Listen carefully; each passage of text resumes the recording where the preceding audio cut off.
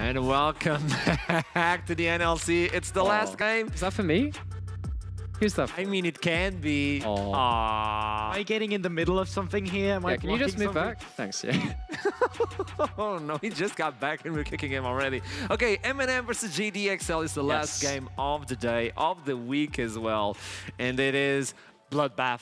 Fight on, fight on, fight on. I think specifically, if we want to hone in on some positives from the side of MNM, we talk jungle mid synergy that they've had, because I think that's actually something, or two players with Royal Cannon and Cannon actually showing up.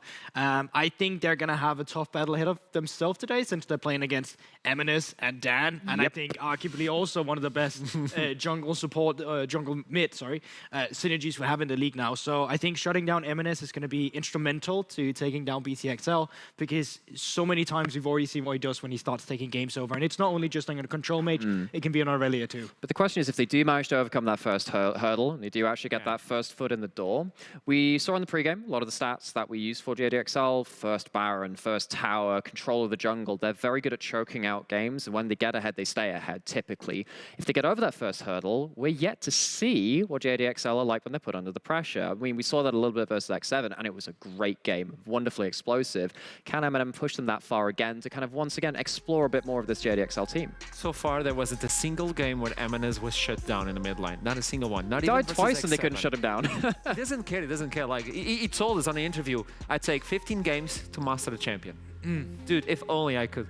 Did he not say 30? Did he say 50? He said 30 at the beginning, but now he only takes 15. Okay. It He's is. growing in power. I don't know who can stop him. So let's see, the ban's action is going to be removed alongside with a lot of AP on the other side. So they want to remove some power from Dan, from MNS, but can you ban MNS? You can't. But I love the Akshan ban, because if we're going on to this early game tangent and stuff, Akshan is the new mid Lucian, is the new champion that can just run over that laning phase and hold these laners down. So if you take that off, there's no real comparison to that nowadays. You don't have Lucian anymore. What else have you got that can really sock you in the teeth early? Another thing is this draft is incredibly overloaded right now, which is something we quite often say benefit the red side instead, because you get to take away 2 OPs in the first rotation when the first team only gets to take 1 right now. So obviously Corki, Twisted Fate, Caitlyn, Jinx, Thresh, like I cannot even begin to explain how many of the best champions are available right now. Gwen's pretty good too. No, okay. Caitlyn is still available, so this would be a good one. But I believe, like for MNM, would be better to get the Caitlyn, because you don't want to fight versus Gwen with a Caitlyn. I mean, she's immune.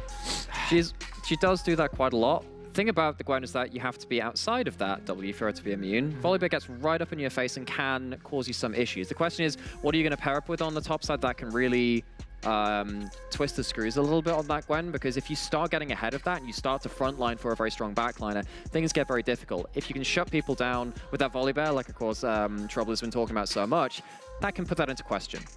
Okay, so this is an interesting adaptation that we're getting out for MNM, because I thought they would take away the Thresh in this instance, just because Thresh Varus is such a decent pairing, and the fact you've now picked Leona means that okay, you have to ban that champion moving into this one. Eminus coming in with flex pick. He didn't have to pick this Akali right now. You're right, that is a flex pick. I think this is certainly something you could have waited for. Now the support pool on the other end will get trimmed out a little bit from the side of XL. Okay, so MNS bringing another time an assassin. How can you deal with this Akali, though? This can also be a flex pick, though. Could be Christ, yeah. We have seen, actually, I think it was in the LEC as well, we had a Gwen versus Akali where the Akali got ahead, and then actually Gwen can really struggle at that point. Yes, your kind of Ws are on similar cooldowns, so you've got that pool which stops a lot of the autos coming through. You can still get hit by the Q from the Gwen, of course, but Akali can very much trade up in that matchup, which Gwen isn't really used to having right now. Okay, so far with the picks you have on MNM, every time I see an Ezreal, I'm like, that's great. If you have Poke in the mid lane as well, you don't have to commit to a team fight before the enemies has been poked down a little bit. So I think JDXL, Corki ban could be a play to go for here as well, despite having the Akali, which can be nice, because if you get out of lane, if you start taking care of the package with the objective control we've seen so many times, it can still be a dire situation despite there's kill pressure on that champion. Another thing you can go for here in terms of Thresh would be a great pan, I feel like, from the side of MNM, just to remove some Good versus Leona.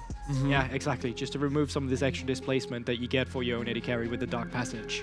You protect, you can roam as well, so you can try and follow that Leon as well. I believe Thresh would be a really good pick, unless MNM are the ones banning him away, because what sort of other bans can you take on this part now? It's so easy because right now JDXL, they're going to forfeit their support anyway. They know what you're going up against, so you can retain the flex pick of the Akali, and you should pretty much just get at least one solo lane here where you're guaranteed to have a winning matchup. So I feel like take the support counter pick and just pick the Thresh here. I'd love to see the Thresh here, not going to lie. So you could do that. Honestly, something like, because the Varus kind of holds up your laning phase anyway, you could actually say, screw the 2v2, let's go for Rakan or something, right? Just have a bit more of that backline access. It helps with the volley bearer, it helps with that. Alice is on a similar kind of tangent, right? We like, let's just get stuck in there. 2v2's fine already. Varus is okay in this. He can 1v2, that's all right. Let's get some in that Kickers, who has been also one of our star players in the NLC, to get right into the thick of things, and it is actually going to be the Rakan. I feel okay about that one. I feel pretty good about that. On the other side, though, you do have the Ekrim for Kana. He has been shining on that champion non-stop. That could be an option as well. But does he do well versus the volley bear? I mean, we're going to wait a bit to see that still, right? I still think, like, Rakan... If it gets big, yeah. Yeah, that's the thing, right? So I think we take that. Like, we've already seen a lot of hovers today that's been talked about. Let's talk I'll slow down. When it happens a little bit. I still think on the other side as well, like, Rakan will have a... This matchup with the supports will be out of lane as well. Because right now, if you take them in lane against each other, the Leona is just a winning matchup. But locking in a Sion here kind of tells me the story that they're moving the Gwen into the jungle, they're throwing the Sion up towards the weak side with a top laner, and then they're going to go for at least what they think is a counter pick in the mid lane now. You know what I love about this? Both of these teams are buying into front to back, baby. We have so many engage options. This is going to be a very fight-filled game. This isn't like hands away. Hold the phone. What is happening? This is not... Wait, hang on. Akali top and is going to be Kai'Sa in the mid? So here's what my theory is. They're throwing Kai'Sa mid with the AP Kai'Sa as a kind of counter pick into the Corki with AP build with the W instead. I'm assuming that's what it's going to be. There is a Korean challenger player who has played Ignite AP Kai'Sa mid for a long time. Now, there is a very specific combo you got to watch out for, because you can W flash to make sure you secure that passive. You auto attack, and your W does more damage the more your passive is stacked up. Watch for that flash W into Ignite kill in the mid lane if that's going to be the build. But here's the thing. JDXL, they're very creative. Their composition, by far, when I'm taking a look at it into the composition of MNM, it is harder to execute. You have a pretty solid front line on the side with a Sion. You have a Gwen in the jungle where these Void Seekers won't matter all too much. So you can force out a Kai'Sa ultimate if you get on top of her. And then you still have the Corki Eshrol to play around with the grounding with. I think this game, obviously, will always come down to execution. But I think it favors the ease of execution a little bit to MNM. But I still think the individual players in JDXL have the capabilities of performing this composition. I love this league. This is great. Yeah, it is. And guess what? Another pick for MNS. He keeps surprising. I don't know, like it takes 2 days. The roulette keeps going round. It's getting scary at this point. What do you think about that initialize in treble? Throw meta out the window. I'm gonna throw team comps out the window. I'm gonna throw. There can't be more. I'm gonna throw narrative out the window. Let's talk M&S. It's my favorite time of the day. It's my favorite. Okay. The guy literally went scrolling through, and he's like, that's the one. That looks really nice. He's doing an alphabet challenge. He's going, well, I've done one on this letter. I've done one on this letter. We've not got anything for K yet. We'll go with, like, what on earth? Kai'Sa mid was not what I was expecting today. I will say, full AP Kai'Sa can match Corki on poke. The only problem is, Kai'Sa poke doesn't go through a bunch of minions and other champions, of course, whilst the Corki poke sort of splits if it hits, right? Sure. Especially the big rockets.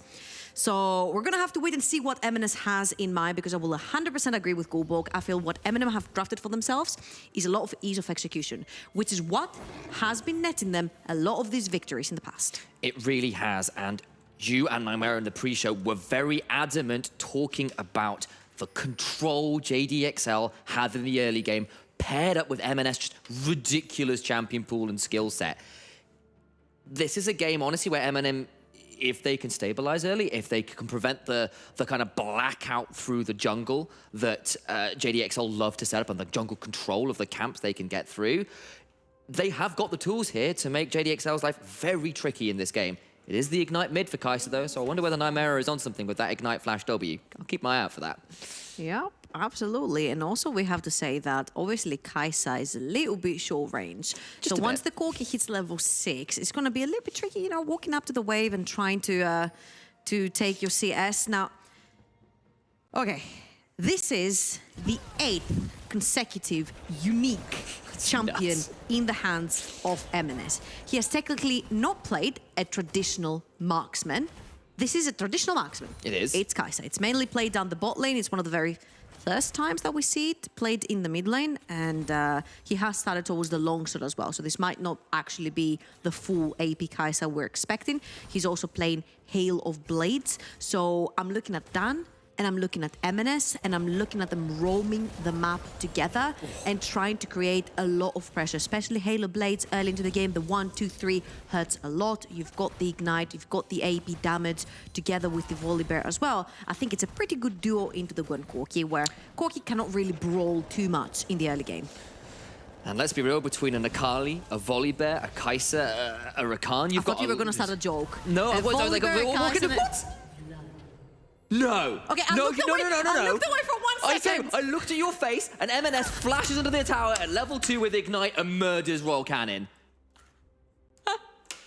Okay, This guy's I unreal. threw narrative, meta, and team comps out the window. I'm throwing logic out the window here as well. If we have the replay from the observers, I would love to see that, because I looked away for 1 second to look at you. You turned away for 1 second to look at me, and then it's like, that's it. Yeah, that's it, my boy. So, last minion dies. No, he doesn't. And oh, it just W's him in the face. Yeah. W, Ignite, fully isolated Icathian rain, and when it rains, it pours, and M&S... You also see the Halo Blades. It was the 1, 2, 3 pop. Absolutely. Reminder, M&S is currently on over 2 solo kills a game. He's at something like 18 or something like that right now. Utterly unreal. That's disgusting. Like, this guy has been smurfing on the league for the longest time. I wanted to fight the fact this guy's looking like the MVP candidate. 8 champions in 8 games with that kind of Bobista? stats is just unreal. As Babista takes a lot of Bobista? damage, he's just dead. What? Both solo lanes get solo kills. No, but that...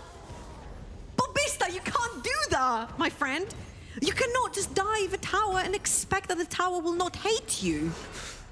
Kanna's gonna roam up here with the Ghost running, and he might try and get that snip off. Throws down the Hallowed Mist. Yeah. Doesn't quite get it. Takes a lot of damage. The Ayaya start flying. One more tower shot will not come through, and Kanna does pick up. So at least...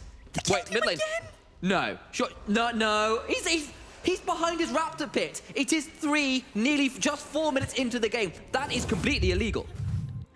Okay, let's slow down a little What's bit. So you obscene? see Kikis and Dan, what have we been saying about this duo? Kikis role swaps from jungle to support, and we have also talked with Dan, and he's like, I don't necessarily have to communicate too much with Kikis. He knows exactly what I want to do and how I want to do it, and now you see how they're coming together, how their thoughts align, how they want to play the game. And we have Kikis following Dan around the map. Now you have a fed Kai'Sa who's 10 CS up, has gone back, has bought the Serrated Dirk. You know how much I hate the Serrated Dirk just because of how overpowered it is for the price and how much of a spike it is for any AD champion to purchase that. Not only that, Dan has got his tier 2 boots, so we have that mid-jungle duo popping off very early into the game, and a mistake from Bobista on the tops of the map, which donates crazy kill on the Akali as well. This is looking very green, because we have been giving props to MNM for how clean the early game strats have been, but it doesn't look that way on this one. Christ takes a bit of a chunk there from the decimating strike, and I was trying to set up a little bit of a narrative for his challenge, saying, look, JDXL super good at controlling the jungle, getting M&S rolling, but MNM also been really good in the early game, and instead, JDXL have been putting on a clinic about controlling the jungle early, about getting M&S rolling, and MNM need to stabilize now before it all falls apart. And honestly, it all comes down to pressure from MNS, right? Because when you have mid lane pressure, when you have taken down your opponent, when that opponent has used their TP, they know how difficult it is to try and pressure a lane. Because once your teleport is down, you cannot pressure too hard. Because if you die again, you lose a lot of CS, which has been the case, as you can see, 10 CS difference in the mid lane between MNS and Royal Cannon, which means Royal Cannon cannot necessarily be too much of help to his jungler, and Dan can do whatever the heck he wants. M&S has got the Ignite. He's got himself a not the void Honestly, stick, it's the he could have taken killer that instinct. out. Yeah, He it could does have taken that out. Yeah, exactly. He could have gone for the killer instinct there. But he doesn't have the flash, and then Corki with flash and Valkyrie. Yeah, probably gets away. It's fine. We take the pressure because that pressure has netted them a dragon, which is an infernal dragon. It has netted them pressure into the jungle where Dan is walking in right now. And Bobista, he'll be fine. He ults away. Kana is also right there, and Kryze could be in trouble because he has no ultimate available. He does not, but Kana takes a tower shot there, which makes things a bit frustrating. It'll just be Kana coming in to clear out this wave. That top lane tier 2 is a little bit frisky. It's attacking people. No? Why is it attacking people? What's it done? I don't know. It's just, I don't know. They might be walking into range. Gotta be that. Yeah. Either way, it's going to be a little bit of a deficit right now for Kryze, who did, of course, lose that wave when he died from the dive from Kana, but is doing just fine. MNS is healthily ahead in this mid lane, and is just continuing to be obnoxious as Zamalek is debating going for this 1v1 with Mishigu, though I think he took a bit more minion damage than he was hoping for there. The hop forward, that's going to be Zamalek flashing away, just dies. Mishigo's Ezreal, too clean, man. Okay, Mishigo's Ezreal and Ziggs. Ziggs is permabanned at this point. Like, Mishigo does not get his hands on it, but his Ezreal is stellar. And honestly, a bit of a head-scratcher on why Zamalek chooses to take that path towards the bot side, eating every skill set from the Ezreal and then thinking he can turn this into a 1v1. I think that was a little bit of an oopsie from the side of Zamalek. And honestly, if Kikis finds Dr. Chaos there, Dan is coming around as well. This could be a little bit of a whoopsie. The Thundering Smash, though, it doesn't get to proc. They'll hold the wave. Oh, he's doing it! Ooh, MNS forces the flash out from Royal Cannon. Did use that killer instinct, but won't be able to secure the kill. Does get the flash, though. And that means next time there won't be any escape. No flash, no teleport, no agency in the middle for Royal Cannon. You cannot push too far forward, which means that if your jungler needs you, you cannot be there to roam real quickly, which means you lose a lot of pressure on the map. Dan has been unleashed. Wherever he chooses to go, he enters. Wherever he chooses to leave, he exits. No one tells these bear where to go because Dan decides where to go and he does it however he pleases. Now, of course, Zamalek is not going to lose much in the bot side of the map because Kikis and Dan were there to hold his wave. So he also has a very healthy lead of 20-ish CS.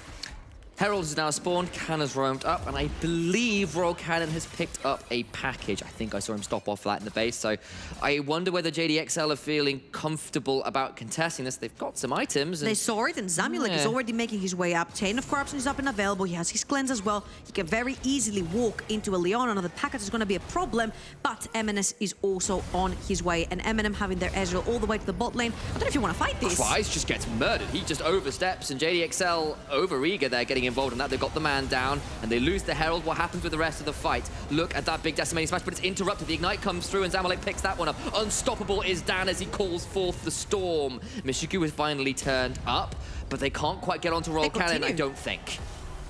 Okay, that was a little bit over-eager from the side of JDXL. Really well played from MNM. Royal Cannon picks up the packets because he knows that Kana wants to make a play towards the top of the map where the Rift Herald is. And MNM are very patiently waiting for the right minute. JDXL overextend. They get too eager to fight. And then they catch Kryze off guard right there, of course, with the packets and everything. And this turns into a 4 versus 4. But the second they see the Ezreal showing up in the mid lane, I think this is sort of lights out for the fight. But MNM trade 1-for-1. It's fine because they take the Rift Herald and they can put down the pressure. They can cash in on some tired platings and get some of the carries ahead. And credit to MNM for stabilizing from the early onslaught from JDXL. We know MNM are good in the early game. We know they're coherent. And actually, that was pretty well played as we're tipping around a little bit as some things are going on. There's a fight in mid lane. I think that's happened. Dan does get out with a... I have no idea what happened. We've got ourselves something of a replay, and perhaps what that was a preview of things to come. Beware the mid lane plays in a few minutes. Pretend you didn't look. No one saw anything. Okay. Don't look behind the curtain. Important stuff. Nashor's Tooth completed for Kana's Gwen. Yes. Now, Gwen is one of these champions that scales so well towards the latter stages of the game, and having that one already ahead is going to become a nuisance, especially for champions such as Zamulek's Varus, who are extremely immobile and are going to have to deal with the snip when the time comes. Now, all eyes for the sort of JDXL are going to fall onto Kryze and MNS. Are they going to be able to assassinate the backline? Because the backline for MNM, are pretty slippery. You've got Corki, who's got Valkyrie, you've got Michigo on the Ezreal, who's got Arcane Shift, and also Eliona, who can also peel for them. So it is a question of, are MNM going to be able to play the peeling game correct? And is JDXL going to overstep their boundaries again, trying to overreach and create an engage for them? They're going to try and get in the mid lane. I think this might have been the play we got a little bit of a teaser of earlier. Dan gets out, Kickers gets the quickness, and they do get out alive. Very proactive mid-game play by the side of MNM. What this is going to net them is a dragon. They take down really low. They burn his ultimate. They burn his flash. That means the bot side river belongs now to MNM because the smite holder for JDXL cannot pass. So very good stuff. Very aggressive playstyle by Bobista, who has managed to still stay ahead after a very dodgy level 3, level 4, I would say, underneath the tower. I think MNM Kickers needs are to on be even footing. a bit problematic there. Gets a decent knock-up for flashing away. Doesn't have anyone to battle down to right now and will surely just fall to another rocket. Surely Canna gets the snip and cuts Rakan down to size.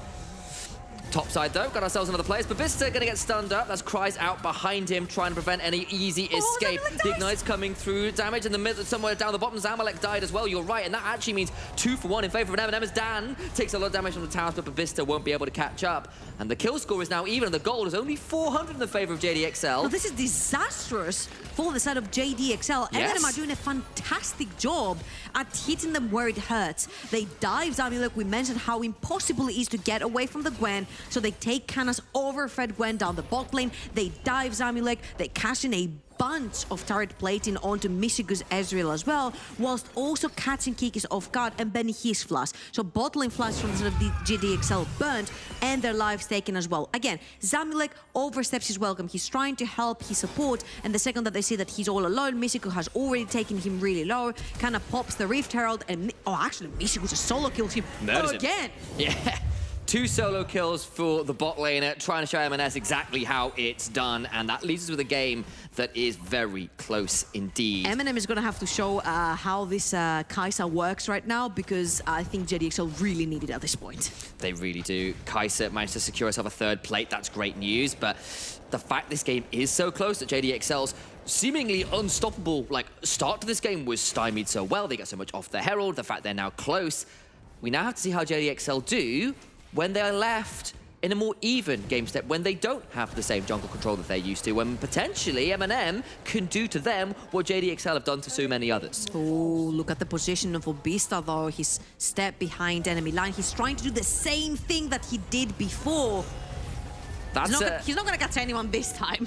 Just a drive-by coming along, but waving honestly, hands. the pressure, the second the Scion goes into Fog of War, he suddenly becomes an assassin. He appears in your backline, and Bobista is being a complete nuisance whilst also not falling too far behind the Akali in terms of CS and gold. And at this point, it doesn't matter too much, because all he needs to be is a nuisance. All he needs to be is a rock in front of his carries, and he's doing just that whilst creating a bunch of opportunities, burning flashes on the opponent team, and creating this sort of pressure in the mid lane, which is so important, especially if you want to take control of the river. Absolutely. The opportunity cost for that unstoppable onslaught, though, was, of course, the fact he had to teleport towards that top lane tower. But he's a Scion. He can roam down towards the river pretty damn quickly. His Cries continuing to be obnoxious. He's like, yeah, here. sure, tickle me. Yeah.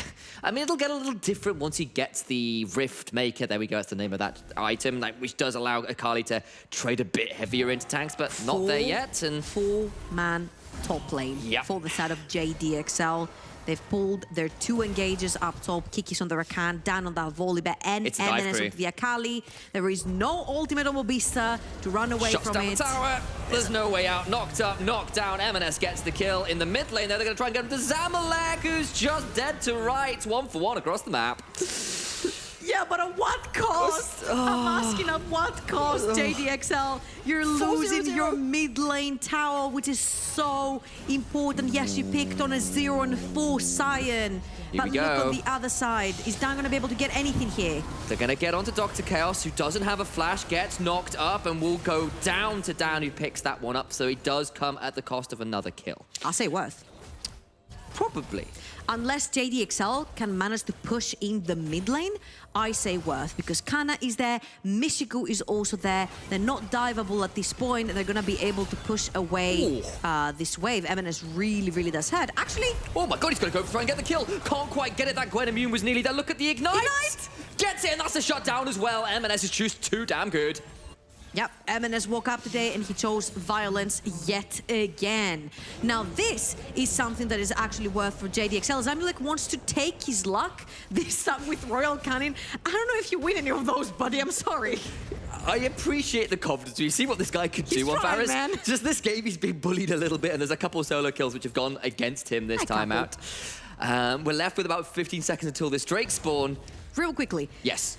Let's set them up. Okay. So both mid lane towers have fallen, which means that both teams are going to be fighting for mid lane pressure. You push down the wave, that gives you a bunch of entrance from the mid side towards that river to fight for that dragon. Now, of course, it's just the second dragon of the game, right? You don't necessarily have to fight if you don't have the setup for it. However, Kreis has already backed. Now, whether he chooses to push his teleport towards the top side of the map or the bottom of the map is going to be the telltale of where JDXL want to pull the trigger. He's not using the teleport top, so I'm thinking JDXL really want to go for the second dragon right here. There was no setup of wards behind the dragon pit, and MNM have the push in the mid lane. They do. Or they're trying to have They're it. trying to get the push in mid lane. Canna is there, but Vista has roamed down. Akali has stayed top. Kreis does have the teleport and can join. And this would only be the second dragon for either team, so there is some value to potentially giving it up. MNM currently holding court in the river. Okay. Look at the dragon, there's the teleport. That's a very difficult one as Kikis goes in, gets the double grand entrance. Big engage, but the damage for Kikis is so high. He gets knocked down straight away. Kreis goes in the backline, eviscerates Michiku and gets a second. MNS gets one kill, and he's going to continue flying forwards. MNS won't manage to get that one, but Royal Cannon is left to run away from MNS, who is bringing the purple rain. You can rename him to Prince. He's looking for another hit, and he'll take the crown away from Royal Cannon. He was next in line to the throne anyway. Okay, I have no idea how MNM pulled that magic trick where they all disappeared at the same time. So Kikis gets a fantastic triple taunt into knockup, but he dies instantly. But look at Kreis, look at Zamulek. They do all the damage when everyone is bunched up. Akali does a lot of AoE damage with the Q, and then also you have MNS, who does a lot of AoE damage together with Zamulek's Varus. So whilst MNM was too busy getting CC'd and trying to kill Kikis to get revenge for that CC, all three carries from the side of JDXL were free reigning. So many opportunities. Look at that also. He gives him the KDA. He's like, yeah, you get it, It's buddy. yours, mate, yeah. You're like 5-0 and 4. It's fine. They're going to keep trying, but Vista, the tank, the one who's supposed to survive, does manage to flash out. Hey, he does survive. Stays alive. He does, in fact, do that. So you know what? Well done. You managed to do exactly what you were supposed to do on the turn. Now, MNM are trying to pull the same trick towards Kreis. Kreis does have his ultimate available. No flash, of course, he's running the Ignite teleport. And there's 3 members of MNM up top. I think Kreis has sort of smelled what's happening right there. He's in a lot of trouble here. Does have Shroud, does have Shuriken. And I think he's wisely going to run away. Don't have the most ways to lock down the Akali, at least. But now there's a Stormbringer, and they're just going to die for this guy. He's just going to go at it. Okay, There's the round Ignite. 2, So fight. much damage. They're going to try and get the damage onto Kikis, who takes exactly the right amount of turret shots and survives beyond it. That's a bounty in the top side. MNS quickly runs away with the supercharge to avoid taking any more Scion damage, but easy dive, easy kill. Another kill into the pockets of MNS. He's going to take the tier 2 bot side as well. I'm going to say this is not the cleanest game we have seen from JDXL, but they are keeping the pressure up, and Kreis is respecting the fact that this entire team is towards the bot side of the map. Now, let's take a look at the items and what's coming up next, because the dragon is quite far away. It's 3 minutes, but there is a bunch of vision that has been removed from the side of MNM due to the fact that they've lost so many towers. 2 towers down bot lane and the tier 1s mid and top, meaning that Dr. Chaos needs to be face-checking quite a bit to get a little bit more of deep pressure and vision towards the JDXL territory. Gwen has managed to get the second item. That's big news. Has got the Rift Maker now, so that's good news. But that's Maybe interesting. complete. But there's got to look at MNS right now as well, who's gone for the Nash, has just completed the 3 leaders, as I items. complete about it, has got, he's sold off that Serrated Dirt now that he's already at the AD threshold to get the Q It's fine, we don't upgrades. need So that. don't need that anymore. He's converted over to the AP build.